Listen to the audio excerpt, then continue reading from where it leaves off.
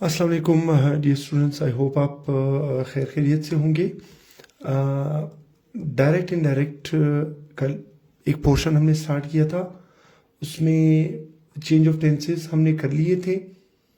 फिर हम change of certain words की तरफ आए थे। अब हम उसमें आज डिस्कस करेंगे कि आपने इम्पेरेटिव सेंटेंसेस को किस तरह डायरेक्ट स्पीच से इनडायरेक्ट स्पीच में चेंज करना है। ठीक है, तो एज यूजुअल कोई 1-2 मिनट वेट कर लेते हैं ताकि बाकी स्टूडेंट्स भी ऑनलाइन आ जाएं।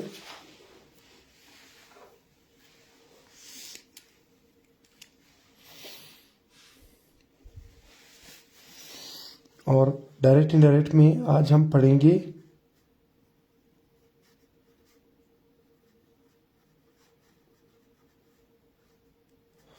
इम्पेरेटिव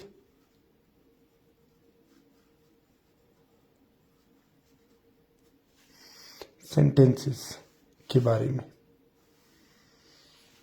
किस चीज के बारे में? इम्पेरेटिव सेंटेंसेस के बारे में।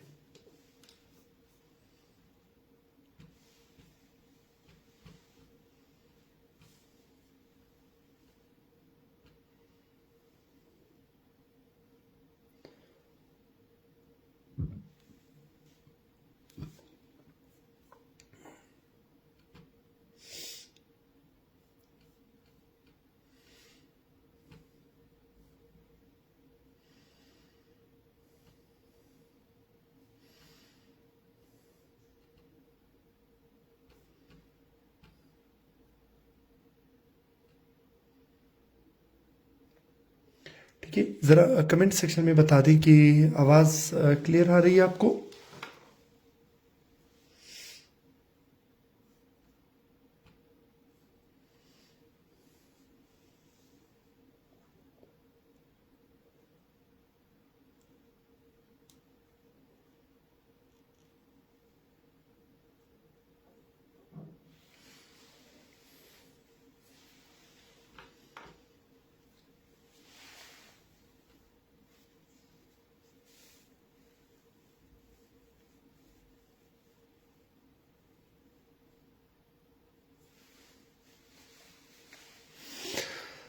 चलिए, जब हम बात करते हैं इम्पेरेटिव सेंटेंसेस के बारे में तो हम इन्हें कुछ कैटेगरीज में डिवाइड करते हैं।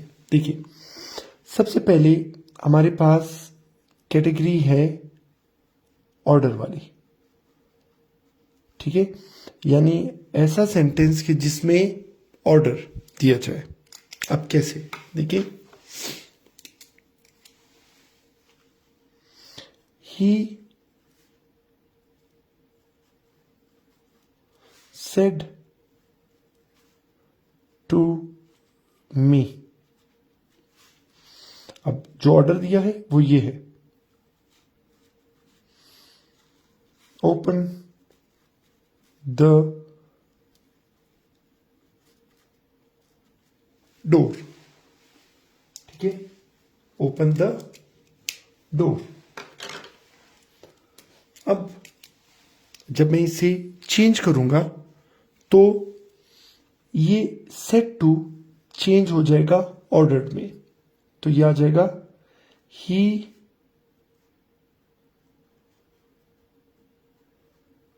ऑर्डर्ड मी। ठीक है, क्या चीज? ही ऑर्डर्ड मी। अब मेरे पास एक कनेक्टर होगा टू।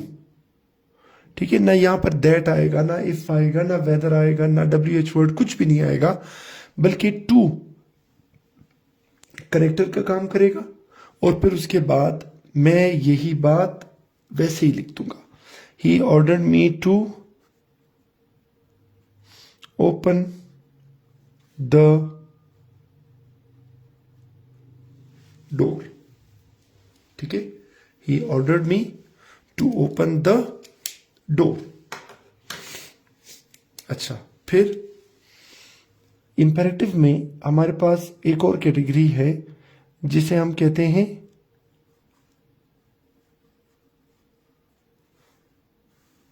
रिक्वेस्ट। ठीक है, क्या कहेंगे? रिक्वेस्ट। अब रिक्वेस्ट कैसे? Suppose he said to me, comma inverted commas begin. He said to me. अच्छा, open the door प्लीज। अब आपको आइडिया होगा कि ओपन द डोर यहां पर भी था, ओपन द डोर यहां पर भी था, लेकिन इसमें जब ये प्लीज लगा तो इससे हमें पता चला कि रिक्वेस्ट की जा रही है। तो अब हम क्या करते हैं? अब हम इससे जरा चेंज करते हैं। किस चीज में? रिक्वेस्ट में। देखिए, अब मेरा सेट टू जो है ये चेंज हो जाएगा रिक्वेस्टेड में। तो ये आ जाएगा कि ही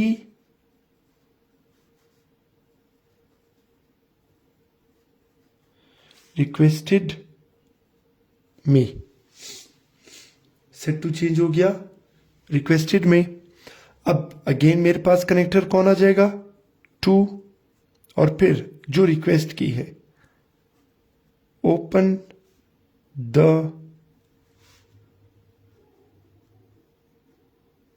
डोर। क्या चीज? Open the door. अब यहां पर आपको प्लीज नजर नहीं आएगा, क्यों? वो रिक्वेस्टेड में ही एडजस्ट हो गया है। अच्छा, फिर उसके बाद नेक्स्ट पॉइंट की तरफ आते हैं।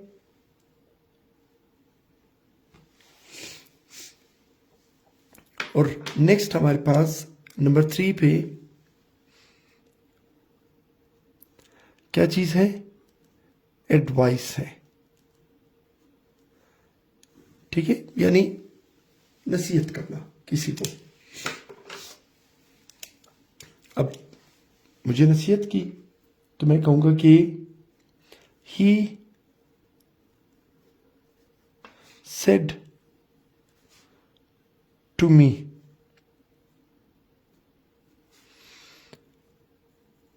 B kind to everyone. ठीक है, उसने मुझे नसीहत की कि हर किसी के साथ एहसान करो, अच्छे तरीके से पेश आओ, अच्छाई करो। तो सेट टू चेंज हो जाएगा एडवाइस में। तो ये आ जाएगा ही एडवाइज्ड मी। क्या चीज? ही एडवाइज्ड मी। फिर अगेन मेरा कनेक्टर आ जाएगा कौन? टू, और मैं वही बात लिख दूंगा, to be kind to everyone. अच्छा, फिर इसके बाद हमारे पास आ जाएगा नंबर 4 पे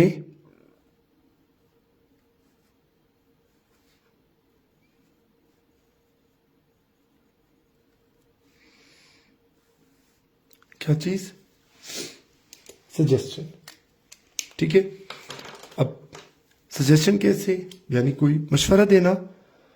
तो उसने मुझे कहा, suppose he said to me,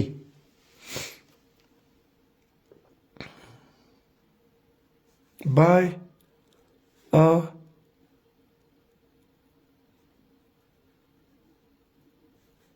Samsung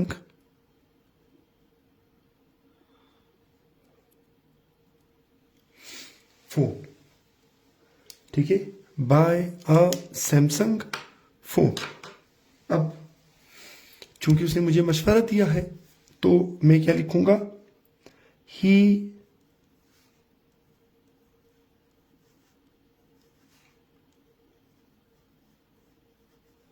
suggested me. ठीक है, अगेन मेरे पास कनेक्टर कौन होगा, टू, और फिर जो मशवरा दिया मुझे, बाय अ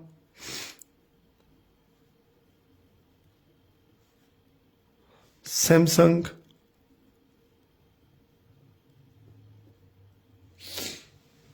फोन।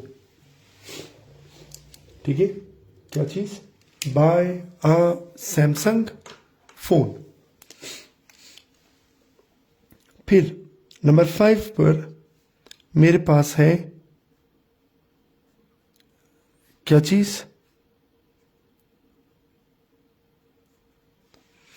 प्रोहिबिशन। ठीक है, प्रोहिबिशन मतलब किसी चीज से मना करना। तो अब सपोज अगर मुझे किसी चीज से मना किया जाएगा, सपोज सेंटेंस है, ही सेड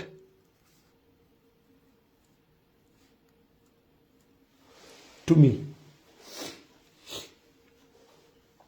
क्या चीज, he said to me, do not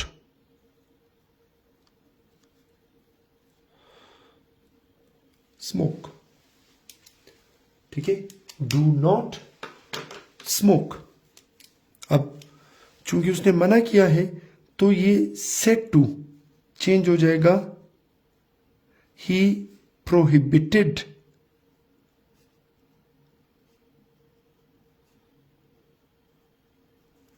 he prohibited मी। हाँ, जब वो मना करेगा तो उसमें फिर चेंज आएगा। ठीक है, अब सपोज मैं प्रोहिबिटेड भी यूज कर सकता हूं,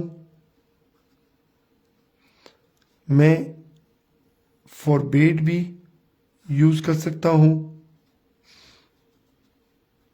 मैं स्टॉप्ड भी यूज कर सकता हूं। ठीक है, यानी मैं इनमें से कोई भी यूज कर लूंगा, और मी के बाद फिर मैं कनेक्टर यूज करूंगा फ्रॉम, और ये फ्रॉम सिर्फ प्रोहिबिशन वाले में आ जाएगा, ही प्रोहिबिटेड मी फ्रॉम। अच्छा, फ्रॉम के बाद उसने मुझे जिस काम से मना किया है मैं उसकी आईएनजी वाली फॉर्म लिखूंगा, ही प्रोहिबिटेड मी फ्रॉम स्मोकिंग। ठीक है, अब फिर आप ये सोच रहे होंगे कि सर ये नॉट कहां गया, तो ये प्रोहिबिटेड, फॉरबेड, स्टॉप्ड, ये सब के सब नॉट का ही काम करते हैं। ठीक है, तो ये हमारे पास 5 डिफरेंट कैटेगरीज थी, किस चीज की, इंपेरेटिव सेंटेंसेस की। अब आते हैं एक और कैटेगरी की तरफ, और वो है हमारे पास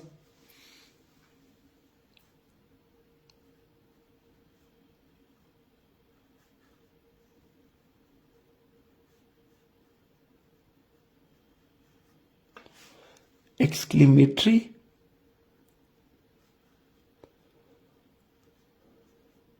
सेंटेंसेस। कौन से सेंटेंसेस, एक्सक्लेमेटरी सेंटेंसेस।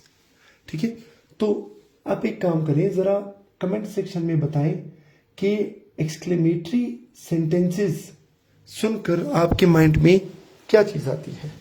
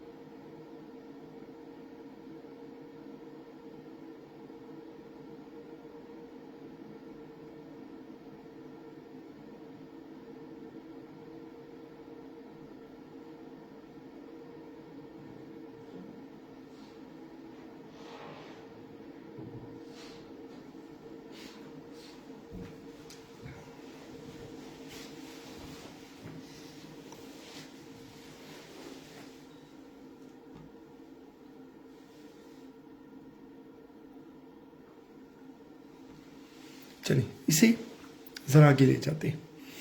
जब हम बात करते हैं एक्सक्लेमेटरी सेंटेंसेस के बारे में, एक्सक्लेमेटरी सेंटेंसेस वो हैं कि जिनमें साइन ऑफ एक्सक्लेमेशन हो। ठीक है, अब देखिए कैसे। सबसे पहले हम मतलब सडन फीलिंग्स, ठीक है, सबसे पहले हमारे पास वो एक्सक्लेमेटरी सेंटेंसेस जो जॉय शो करते हैं। ठीक है, अब देखिए कैसे। सपोज एक सेंटेंस है, ठीक है, एक बंदा कहता है कि ही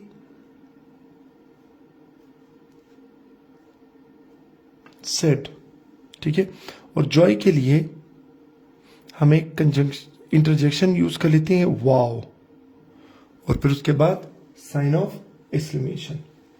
वाओ, सॉरी वाव नहीं बल्कि हुर्रा। वाव तो हम सरप्राइज वाले में यूज कर लेंगे। हुर्रा, आई हैव won, ठीक है, हुर्रा, आई हैव won। अब ये हुर्रा आई हैव won से मुझे पता चला कि जॉय वाला एक्सक्लेमेशन है, तो मैं क्या करूंगा, मैं लिख लूंगा कि ही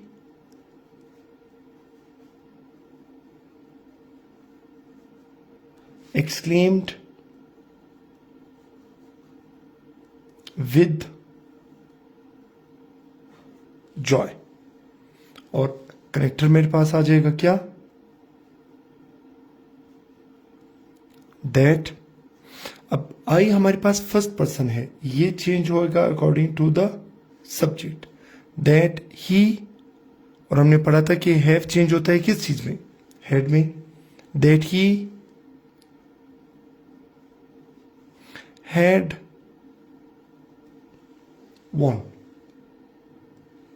ठीक है, ये हो गया हमारे पास कौन सा, जॉय वाला। अब हम आते हैं किसकी तरफ, नेक्स्ट वन, जिसे हम कहते हैं सॉरो। ठीक है, जिसमें अफसोस का, दुख का इजहार किया जाएगा। ठीक है, अब अफसोस या दुख का इजहार किस तरह होगा, देखिए।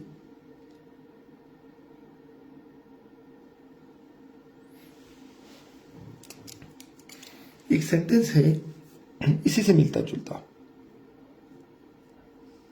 ही सेड, राइट, एलिस, जिससे पता चला कि अफसोस का इजहार किया जा रहा है, दुख का इजहार किया जा रहा है। ठीक है, एलिस, आई हैव लॉस्ट। ठीक है, क्या चीज, आई हैव लॉस्ट। अब आपको पता चल गया कि अफसोस का इजहार किया जा रहा है, तो ये बन जाएगा ही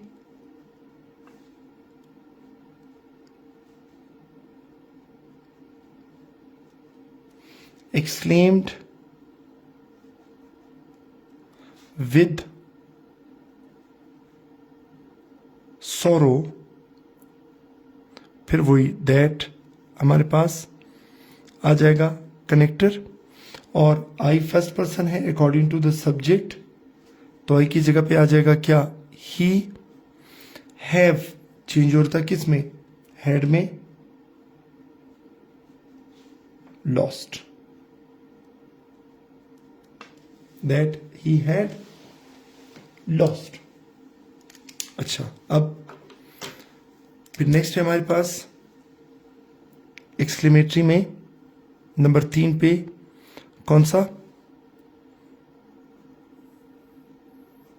सरप्राइज वाला,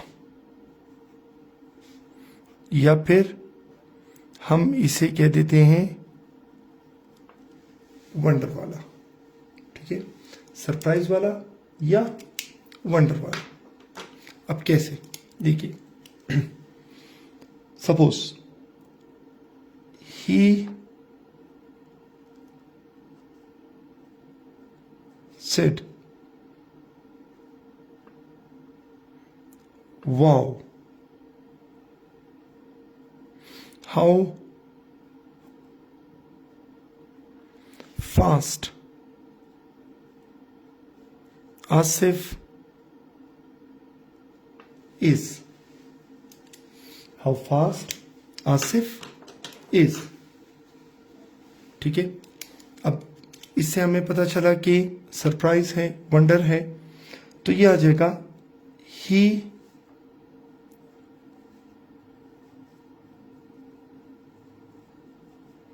exclaimed with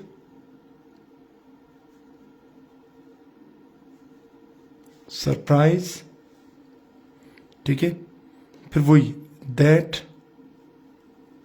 as a connector. देखिए जब उसने कहा ना कि wow how fast Asif is, कि वाओ आसिफ कितना तेज है, यानी उसको हैरत हुई आसिफ के बहुत ज्यादा तेज होने पर, तो यह आ जाएगा that Asif was very fast. ठीक है, that Asif was very fast. तो इसके साथ हमारे हो जाएंगे कौन से एक्सक्लेमेटरी सेंटेंसेस, राइट. इसलिए आज वाले लेक्चर को यहीं पे स्टॉप करते. कल इंशाल्लाह हम कल या नेक्स्ट लेक्चर में हम आएंगे डायरेक्ट इनडायरेक्ट की एक्सरसाइज की तरफ. वहां पर हम क्वेश्चंस भी सॉल्व करेंगे और फर्दर डिस्कशन भी करेंगे. तब तक के लिए इजाजत दीजिए. अल्लाह हाफिज.